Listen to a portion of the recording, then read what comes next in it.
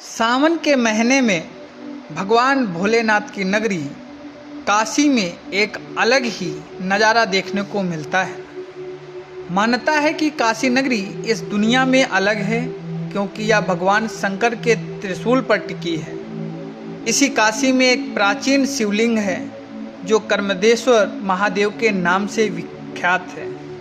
कंदवा नाम के गांव में स्थित इस मंदिर को कंदवा महादेव के नाम से जाना जाता है। यह संभवतः काशी का सबसे पुराना मंदिर है।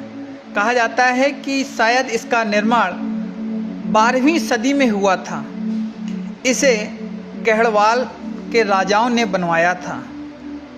आपको बता दें कि भारत में मुख्य रूप से 3 मंदिर के प्रकार हैं: नागर शैली, द्रविड़ शैली और बेसर शैली। कर्मदेश्वर मंदिर नागर कला का सुंदर उदाहरण है। यह पंचरथ शैली में बना है, यानी इस मंदिर में एक ही प्लेटफॉर्म या चबूतरे पर मंदिर के 5 अंग गर्भगृह, प्रदक्षिणा पथ, अंतराल, महामंडपम तथा अर्धमंडपम का निर्माण किया गया है।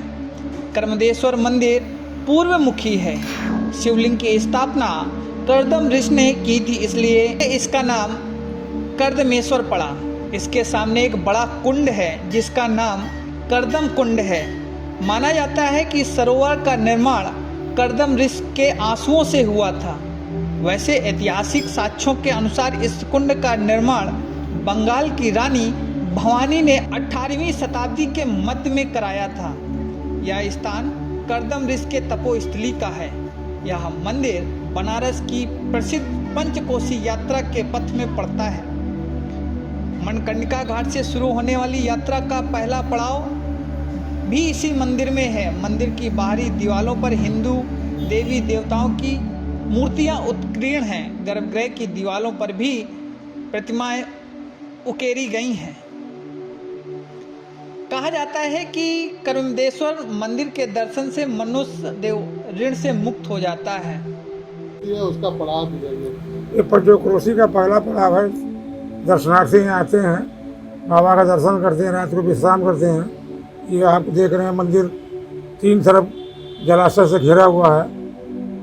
3 तरफ जल है और एक साइड में हमारी मंदिर है। इस कुंड का नाम बिंदु सरोवर है, जो भगवान के शिव के नेतृत्व द्वारा ये कुंड का निर्माण हुआ। और यात्री आते हैं, विश्राम करते हैं, सुबह बाबा का दर्शन करते हैं और अगले पड़ाव भीमचंडी के लिए प्रस्थान करते हैं। महाराज जी, ऐसा भी मिलता है क्या कि यहाँ पे भगवान क्या 5 पांडव और राम जी आकर यहाँ पे जो भगवान राम को जब मुक्ति चाहिए था, जब आए अयोध्या में, तो काशी के वहाँ के विद्वानों ने कहा कि भाई आपको तो ब्रह्मदोष लगा है, क्योंकि रावण जी महाराज जी जो थे ब्राह्मण थे, प्रकांड विद्वान थे, तो आपको इसका निवारण करना पड़ेगा। तो काशी आए, काशी के विद्वानों से मिले और उन्होंने पंचकोश यात्रा करने का सलाह दिया। उन्होंने पंचकोश यात्रा किया और महाभारत काल में पांडवों ने भी कुछ समय काशी में बिताई, जिसका नाम 5 पांडवा के नाम से विख्यात है। वहाँ 5 शिवलिंग आपको मिलेंगे। तो गुप्त काल में जब थे पांडव, तो यहाँ पर भी कुछ समय व्यतीत किया। तो इस मंदिर पर भी जो है दर्शन पूजन किए थे पांडव। इसकी कोई अभिलेख नहीं है, लेकिन 5 पर काशी में आए थे, जो उनका अज्ञातवास हुआ था। और शिवपुर में जो है 5 पांडवा है, वहाँ पर विश्राम किए, इसलिए वहाँ पर 5 शिवलिंग है।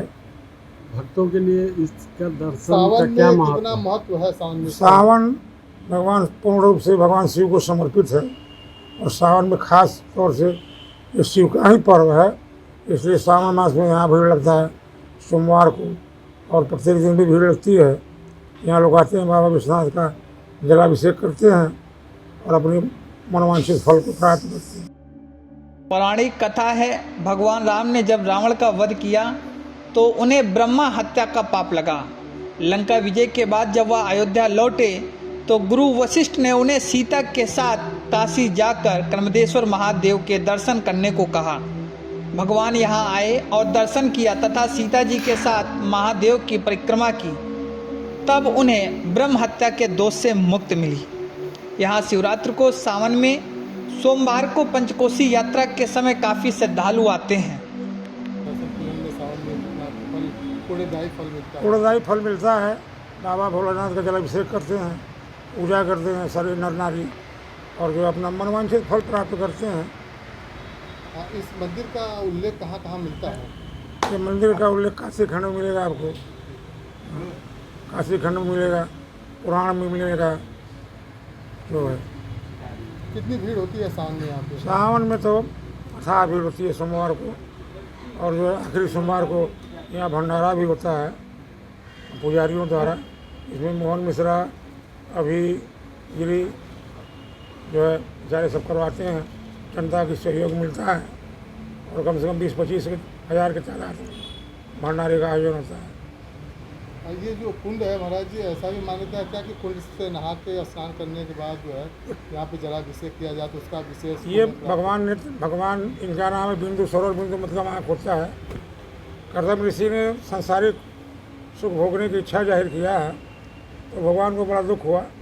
उनके नेत्र से 2 बूंद आंसू गिरे, जो कि इस तालाब का जो है धारण कर लिया। इसलिए इसमें स्नान करना, जल चढ़ाना काफ़ी महत्वपूर्ण रखता है। जो लोग जानते हैं वो लोग ऐसा करते हैं।